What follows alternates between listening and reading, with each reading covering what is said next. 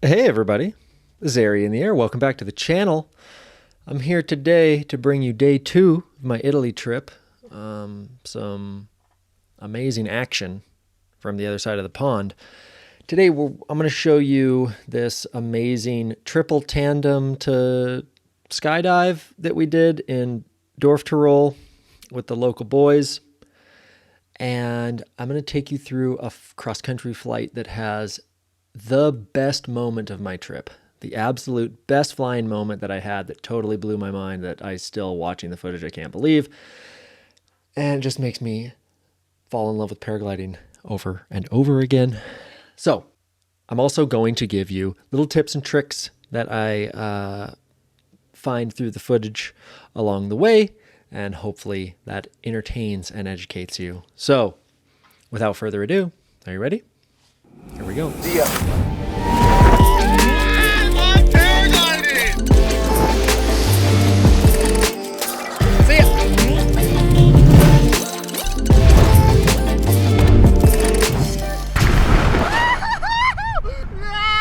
Okay, so before we get into this, this is Ari in the Air, founder of the Paragliding Academy. We're doing all kinds of cross-country clinics, SIV clinics, an all-women's XC clinic in Mexico in January, another XC clinic also in Mexico, also in January. So if you want to learn to fly cross-country this winter, then check out the Paragliding Academy. There's links in the description. So let's get right into this footy. Okay, so we basically, this in the blue jacket is a man, a notorious man named Matthias Dillitz. We call him Hias. He is a local to this area, and he is a pretty damn experienced base jumper. Loves to jump slick, meaning no tracksuit, no wingsuit, nothing like that. He just jumps off cliffs in his street clothes. And we are going to do a skydive with our friend Josh Finklestein. Josh had never flown a tandem before, which is funny because he probably has 2,000 flight hours and been flying for a long time. So we figured that his first tandem experience should be not just a tandem, but a triple tandem.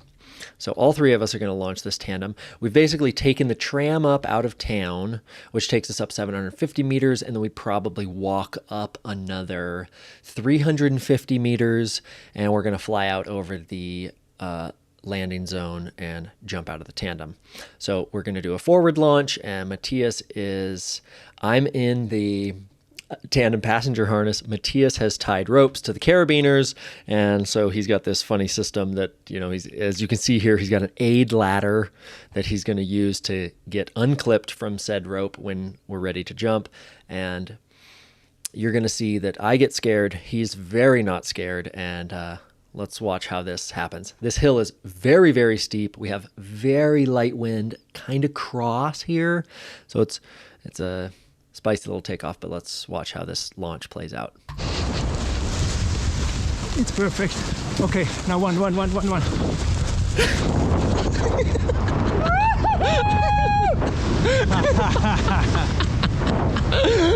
everybody doing? Gleitschirm! Everybody okay? Yeah! Gleitschirm! Okay, Gleitschirm is the German word for paraglide, and I love the word. So as I'm a words idiot, so I just say things over and over. Gleitschirm. As we launch, it's just so funny to me because as we stand there on this really steep thing, it's nerve-wracking. Like, is this going to work? Like, look at all our rigging. I've got a base rig on, but I'm also in a paragliding harness. Matthias has got ropes tied to him. It's like we're about to do a forward. Josh has never done a tandem. All these things that we put together, and just like the moment that we take 3 steps and all of a sudden we're flying. Also, to note, listen to the wind noise here of the tandem. It's so good. There's the Huta, the tram. We're absolutely hauling ass. I think we're doing like 50 kilometers an hour. This is sick. The 3 of us, Matthias is like 95 kg, and he's got a base rig and a climbing harness and rope. I've got a base rig and a harness, and Josh has got a tandem reserve, the whole thing. So like we are absolutely cooking on this tandem. Hey, where do you guys want to go? It's directly over the... Straight to the village. Straight to the LZ. Straight to the village. We're going to jump out right over Dorf Tirol. Yeah, Josh. Okay, so as you can see now, I have whittled myself up and out of the tandem passenger harness, and I'm standing in the seat of the harness, which is like a dream, right? We've all wanted to just stand up in our harness. Maybe not all of us. I've always wanted to stand up in my harness and just hold on to the lines, and this is the position I'm in. At this point, I get a little scared. I tell Matthias that I want to go by myself. He doesn't have it, not for a second. Oh God, sorry. I almost fall over backwards over Josh. So here you can see we're approaching the LZ. First, buddy, I want to go alone. Can you go first, buddy? I want to go alone. He doesn't have it, not for a second. He gets himself unconnected. Ready, man? Yep. You jump together, okay? Okay. We jump together. Okay. 3, 2, 1. See ya. Look, Gary. Look at that. 3, 2, 1, see ya. I jump and I'm like looking out forward and I'm like, stable exit. And then I hear, Ari, look, Ari. And I'm like, where? And I look down and this is what I see. Look at this guy. Let's zoom in on Matthias's face here. Look at this guy. So stoked. Backtracking like a boss. And then he turns over and we both start tracking together. And then when I get ready to pull my parachute, as you can see, he actually goes into a front flip. So it wasn't time to pull. I got a little scared, pulled a little high. Now I'm just specced out over the LZ under a parachute. Matthias's parachute is open safely below me. Man, just so good. Such a great moment. So fun. What a fun little like stunt slash not even a stunt. These guys do this all the time here. Harry, look at me. Harry, look at Harry, me. look at me. He says. I was scared. He was so not Harry, scared. Look at me. So good, man. So good to have friends in high places.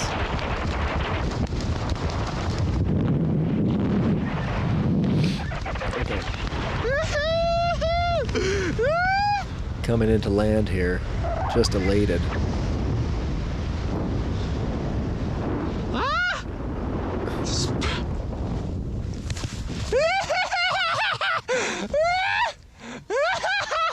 That was hilarious! Look at this thing kiting. Yeah! Ari, look at me! Ari, look at me! I was like, oh my God, we're doing it! So cool! Thank you. Thank you. That was so fun. I pulled so high. Yeah. I had to turn back. I didn't know because. But you see, I can track. Yeah, it was good. I can. I can't track. I track like a fridge. Here's Aaron Duragatti. He tumbled on his way down, and now he did a wingtip touch, and wasn't the perfect landing. So Duragatti, this is his home village. This is the landing field where he runs his tandem operation, and of course him and Matthias and Roland, they're like childhood buddy. friends. All three of them grew up in this little tiny village together. So that's my little stunt. So it is a different day, but I just wanted to warm you guys up with that.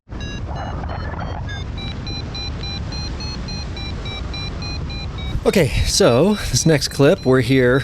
It is a different day, and we're very far from Dorf Tirol here. We are in the Sextner Dolomites, and this is me and Josh Finklestein and a local named Klaus. We are thermaling up a mountain called Zell. I have launched from the Helm, Monte Elmo in Italian, and this is outside of Sexton, Italy, which is kind of like the eastern bounds of the Dolomites. Austria is just over the back, near Lienz. So, Yeah, buddy.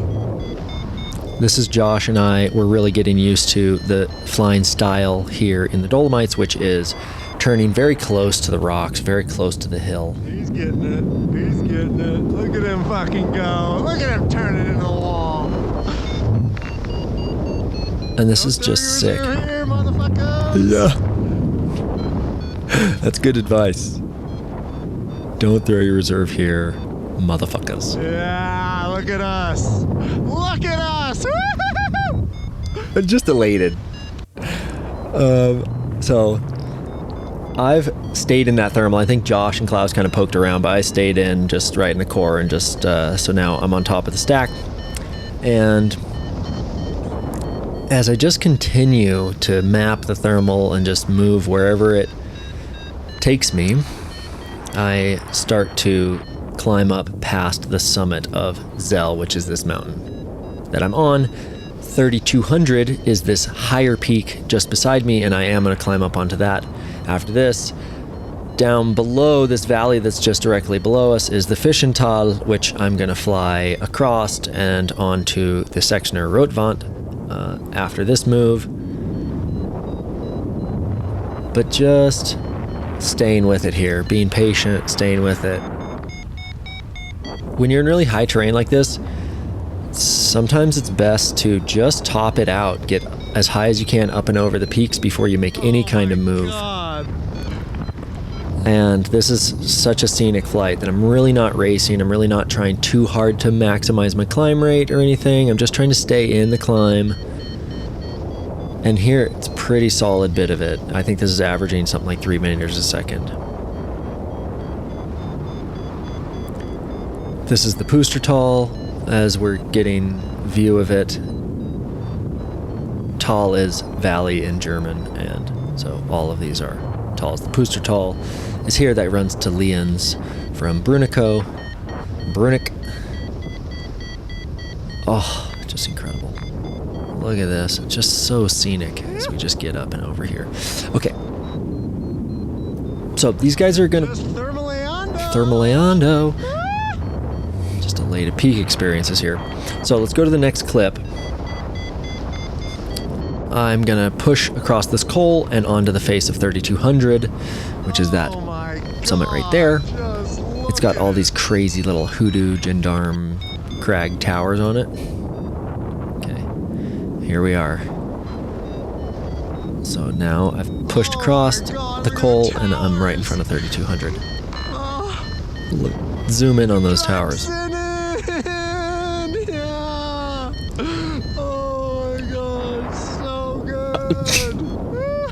It's so good.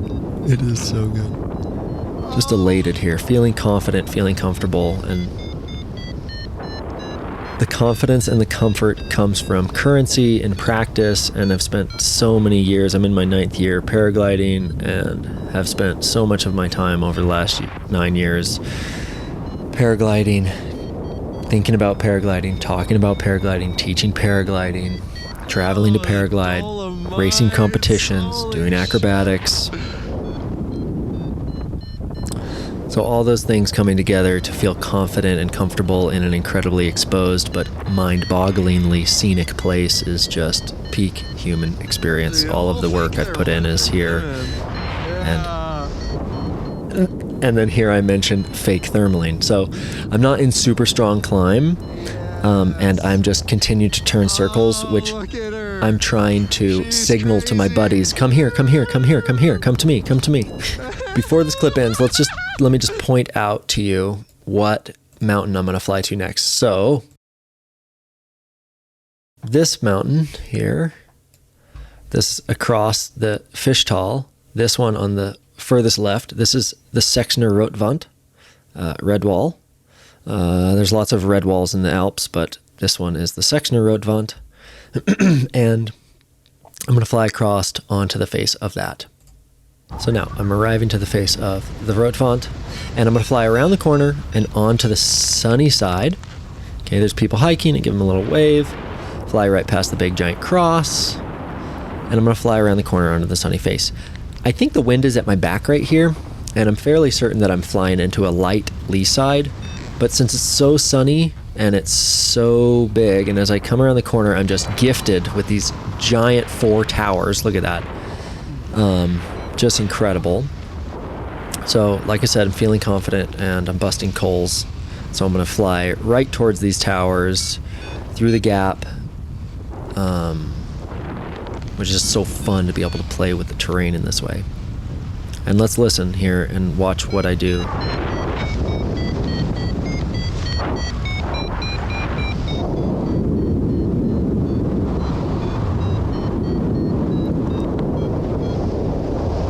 Good bit of climb, so I start turning. In my first turn, it becomes obvious that I was correct, that the wind was at my back. I'm in a light lee here, but it's sunny and this climb is relatively consolidated and productive. So I'm not cranking out of here right now, but I also don't want to just like leave this one and fly across this bowl low. So I'm going to take what I can get here. Just staying on the weight shift, so important. Just keeping it going around. Open up my circle when I'm flying into the more lift there. Okay, so now I'm on the other side of the bowl, as you can see. And these peaks, I don't know the names of these ones here, but I'm going to fly past some other hikers. I like to fly close to the hikers just to say hello and to give them something memorable to think about paragliding when they leave and they're like, oh, remember that one time we were hiking so high in the mountains that the paraglider just effortlessly flew up and over our heads? Yeah, that was awesome. It's a gift for all of us. So I fly right past these people and you can see, again, like I was on the south aspect here, now I'm on the north aspect. On days where it's just kind of light and variable, where there's not too much wind rolling through these mountains, man, so much of it is in play. It's crazy how much of it is in play and how much of the day you get to spend just smashed up against the terrain, which is really just such a beautiful and entertaining way to fly. It's dangerous and you got to be on your shit for sure, so don't just see it on YouTube and go at it. Like, if it feels scary, then stay away, and if it's feeling really consistent and you have it figured out, then kind of do more shit like this. So here, just adjusting the size of my circle here, going downwind just a touch so that I can turn back in and have a long straight section here. And some of these beeps are from my turn energy. But that's taking my turn energy and letting it go, letting myself surge up when I'm in the climb and then catching the surge, so I take it. And as I fly into this, just more Morador, just an incredible valley. Unbelievable views here as we just are playing. If I was trying to race, I wouldn't have made so many turns in such light lift. But since I'm on a scenic tour, I'm just absolutely loving it. So this is midday glass off, let's call it that. This is on the face of number 1. The Sextner Dolomites at the top of the Fischental are numbered like the numbers on the face of a clock. This is number 1. It's the dead center back of the Fischental. And look, I'm just smashed right up against it. I remind myself not to actually tip touch the rocks, and I just fly back and forth here. And as you can see, I'm on the shady north side, but I'm so high in the mountains here that all of the valleys are rising. Like, the air's going up every valley, so if you get to the top of a valley, it really doesn't matter if you're in the sun or in the shade. You're gonna have rising buoyant air. But if you want the real climbs, it's on the solar aspects. So what I'm gonna do, I'm gonna fly down this cloud street right here, and then I'm going to push towards Tre Cima. But before I do, just a couple more little passes. Obviously, you can tell I'm not trying to climb out here real bad just because I'm just in 1 meter a second climb, just back and forth at 1 p.m. on the north side of this 500 meter tall face. You know, it's 1,700 foot tall face right there, sheer. So here, I'm flying onto Tre Cima, drei zinnen. This is a UNESCO World Heritage Site. It's one of the most famous formations in all of the Alps, and especially the Dolomites. And this is Cima Piccola, the small one, Cima Grande in the middle. And as I fly towards it, this conversation flashes into my head that Finklestein said, oh, you're in the land of coal busting. I said, no, I can't bust coals. I'm not qualified for that. Today, I do feel confident and qualified to bust a coal. A coal is the space between two peaks, or a saddle, and today I do decide I'm going to fly between these two peaks, and something even more magical happens. And this right here, folks, this is my number 1 top highlight from paragliding in the Dolomites on this trip. Watch, there's a climber right here on the tower. We make eye contact right here. Watch what happens.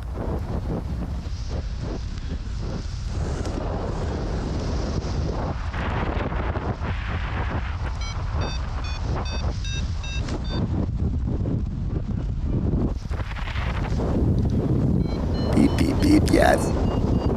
He's belaying his buddy up Cima Piccola, and look at this. Climbing up the face of Cima Grande, folks. Oh my God.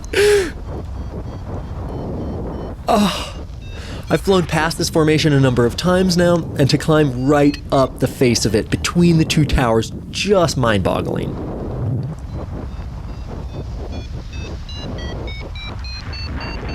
And look at how productive the climb is. Those guys spent all day getting to where they are, and I just so effortlessly turning circles in the atmosphere that's taking me up and up and up. This is just exactly why paragliding is the most incredible thing you can do. This is proof that paragliding is, in fact, the pinnacle of sport. There's nothing like it. Just give it to me, baby. Fuck yeah! Yeah. Arrgh. Feeling it today. Oh.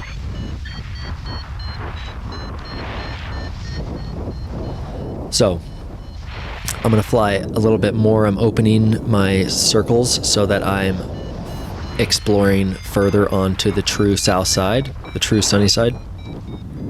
And this is just blowing my mind. I can't believe that this is happening right here.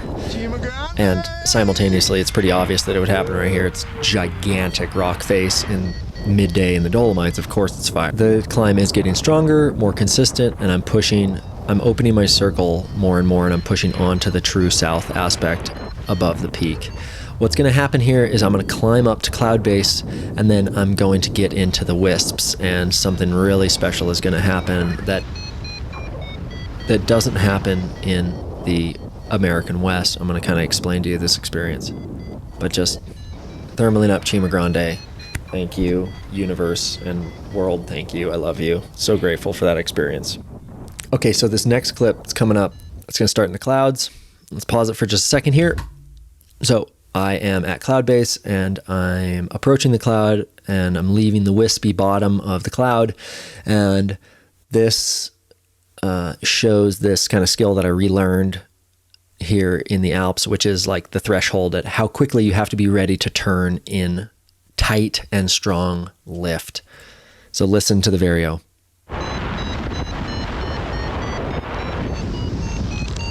Just whip it around there.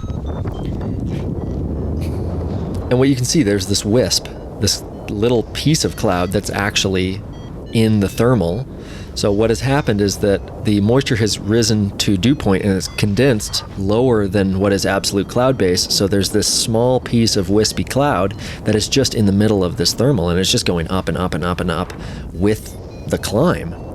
And so usually here in the American West, we have very flat cloud bases. And in the Alps, you get strong bits that condense warm, moist air really much lower than cloud base. And so you can wisp these little pieces of clouds for a couple thousand feet all the way to cloud base.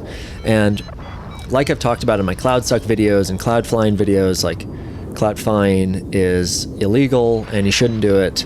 And you got to know your minimums and your visibility standards for the airspace that you're in. And you really don't want to have mid-air collisions with sailplanes and or other paraglide pilots. So do as I say, not as I do. But I keep my eye on the door. I don't let myself go into the white room completely, although the GoPro footage just doesn't exactly show that. But I'm going to go on cross country here, which is going to be super sick. I've got another couple clips to show you from this flight. It was only 45 kilometer, 5.2.5, 3 hours. Just such a short and convenient, but most incredible and scenic, unbelievable flight. It's just ridiculous. The scope of things changes, you know. We fly 300K out here, but it's like 50K in the Dolomites is just unbelievable. So